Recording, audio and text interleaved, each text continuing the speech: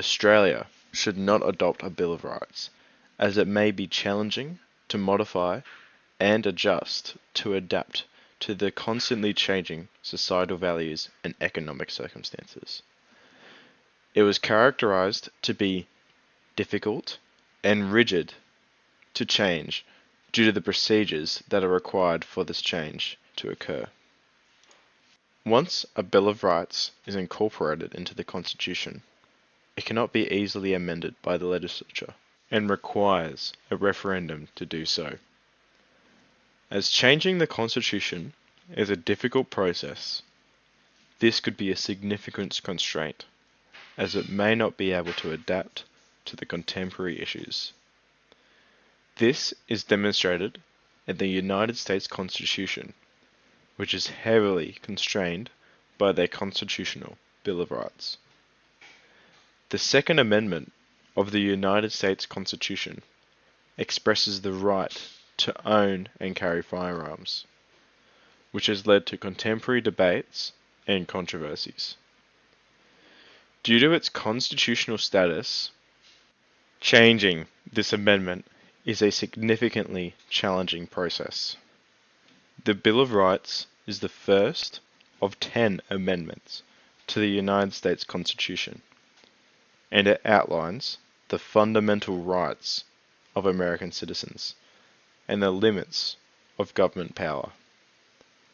The first 10 amendments of the United States Constitution sets limitations on the legislation that can be passed by the government.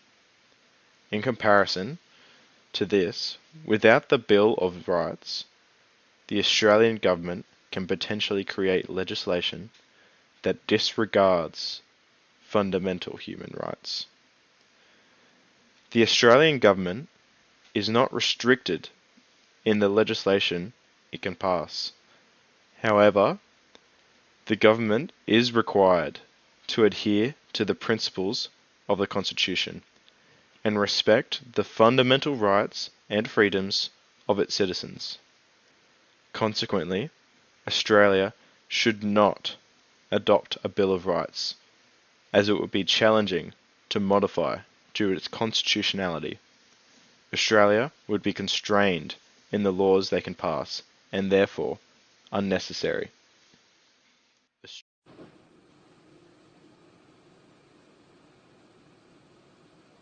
In this presentation, we as a group will analyse both arguments for and against the Bill of Rights enactment within Australia and conclude whether it should be introduced.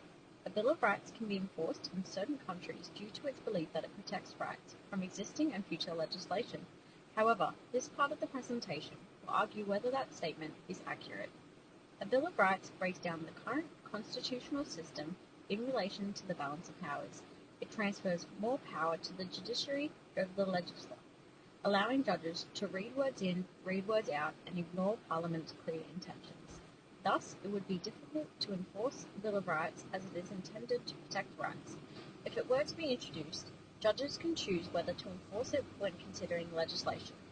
As an example, Section 39 of the ACT Human Rights Act provides that even with non-compliance with Section 37, the validity, operation, or enforcement of the law is not faulted, in which Section 37 provides that a compatibility statement must be issued in order to determine whether a legislation is compatible with human rights.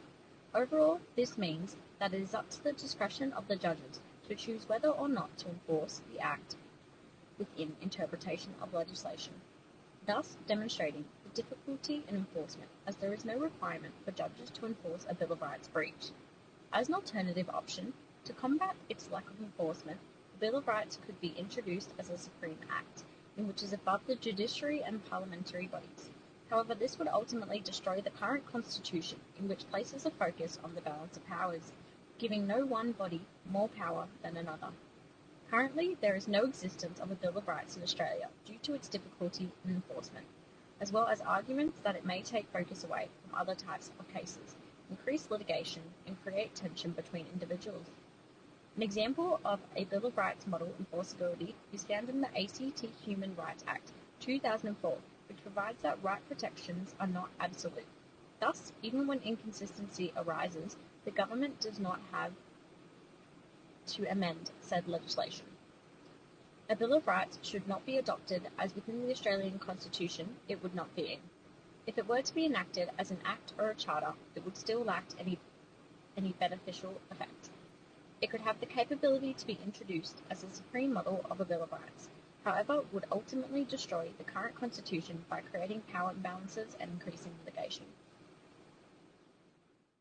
The current democratic implementation of legislation results in laws reflecting Australians' voices and concerns. The ability to legislate and enact specific laws surrounding human rights enables specificity and laws which may protect more individuals due to the capacity of greater detail. However, innumerable amounts of highly specific legislation have been found to leave Australians uneducated and overwhelmed, resulting in the ease of overlooking fundamental human rights.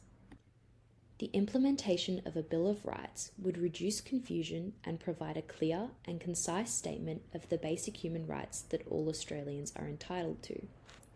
This would improve the people's understanding and address the issue of many lacking the knowledge and resources required to sift through overwhelming amounts of statutory legislation.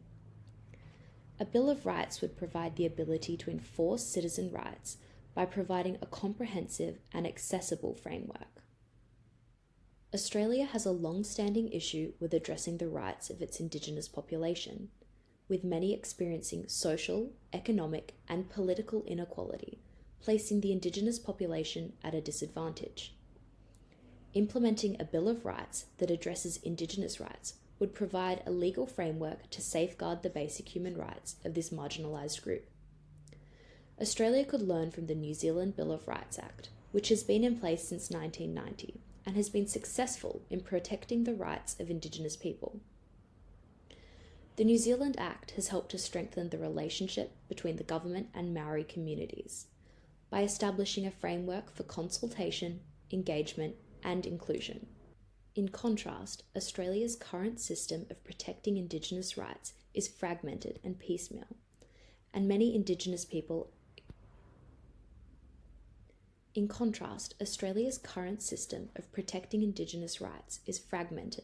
many Indigenous people still experiencing significant disadvantages. A Bill of Rights would provide legal protection for the human rights of all Australians, including Indigenous people, and ensure that their rights are not infringed upon by the government or other institutions. It would also provide a framework for resolving disputes and grievances and ensure that Indigenous people have a greater say in decisions that affect their lives. Implementing a Bill of Rights could provide a comprehensive approach to addressing these issues and help to promote a more equitable society for all Australians. The current democratic implementation. Patrick Henry, a founding father of the United States, said, "To show me at that age and country where the rights and liberties of the people were placed on the sole chance of their rulers being good men, without a consequent loss of their liberty." Patrick Henry and his fellow founding fathers emboldened the idea of the citizen developing a bond within the nation they preside, in which its values represented themselves. As was strewn throughout the Bill of Rights, the faith in the government was determined by the people, not the governing bodies which held the balance of powers, but rather by the discretion of the individual of the nation to believe in their own government and to be faithful to the liberties of the individual. The United States, during this time, was progressive in its development of forms such as the Bill of Rights.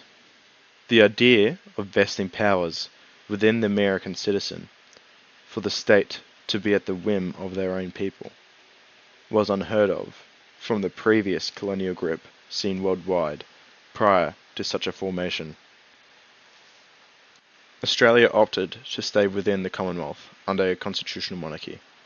Due to contemporary issues within the domestic sphere of Australia, the idea of the nation becoming a republic, and further, developing a Bill of Rights, has been placed firmly on the latter end of the Australian political agenda. Bob Hawke is quoted stating that Australia becoming a republic would be a sound idea. However, its relevance is superseded by other events. This perspective has driven the debate within the Australian political sphere, as many do not see the importance of such a divergence in governance, and further, rights owed under this Bill of Rights. The court is often limited within its approaches to the Constitution, with much of its precedents being adapted from a country 15,000 kilometres away. This has led to significant issues with regard to how the court can exert its power when faced with issues of extraordinary importance. Ultimately, it is up to the personal discretion of the individual to determine whether the current system emboldens and protects those residing within the borders to a heightened degree. Australia is in a unique position. With many in the nation favouring change, it gives the people, politicians, and judges the power to develop a system such as, or similar to, the Bill of Rights that emboldens the belief of the Australian spirit. I firmly believe that Australia should implement its own Bill of Rights. We need one that is comparable to the ones seen in almost every other Western country. We have the chance as a nation to better those already in place, and to make Australia the best country it could possibly be by ensuring the rights of all its citizens. The main reason for this belief is the fact that currently in Australia, despite the relative freedom and maintenance of human rights, the Australian government can remove several implied legal rights at will. There should be a major emphasis on the term implied, as most of the Australian people's rights are implied and not set in stone. It is also extremely important to note that there are not just rights that can be removed, but a number that do not exist legally at all. The Australian Constitution only lists a small handful of, albeit crucial rights, but not nearly enough to be considered acceptable.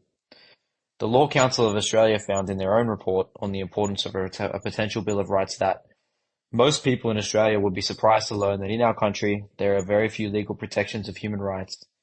Australia is now the only Western democracy without some kind of National Human Rights Act or Bill of Rights. The fact is, there is little stopping the Australian government from fabricating and implementing a constitutionally valid act that may impede the rights of the Australian people. This sticks out immensely as one of the most persuasive points as to why Australia does need its own Bill of Rights. Most of the rights that Australians believe they hold are not technically rights at all. A right is only a right if it is inalienable and unable to be removed. There are numerous examples of this that could potentially happen to any Australian person, many of which have been described by the Law Council of Australia, and even more importantly by the Australian Human Rights Commission, who in their own report described the necessity of a Bill of Rights for this exact reason. The Australian Human Rights Commission states that most people in Australia would be surprised to learn that in our country there are very few legal protections of human rights, going on to describe how by stating numerous examples, one of which is how asylum seekers, including young children, have been held in mandatory and indefinite detention, some of which have been there for more than 5 years, and how working parents don't have guaranteed parental leave provisions. These are startling findings for what is supposed to be one of the best countries to live in the world. A Bill of Rights is necessary to better the living conditions of all the country's people and to ensure that each and every person receives equality.